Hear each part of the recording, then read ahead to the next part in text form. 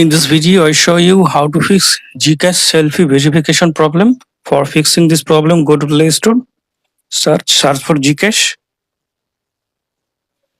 tap on GCash, up to date your GCash app, if available any update version. Now go to settings, then go to apps, then go to see all apps. Now search for GCash, tap on GCash, tap on force stop, tap on OK, tap on storage and cache, clear storage, then delete.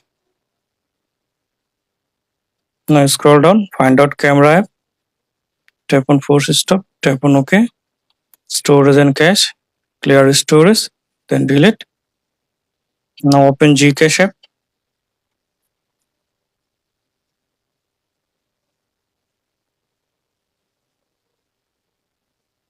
Now click on OK.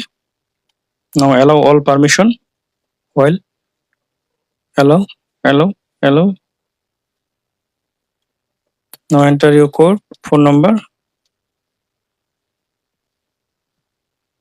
Now enter a verification code, then you can get a selfie option. Now I hope that this method fixes GCash selfie verification problem. Thanks for watching. Don't forget to subscribe.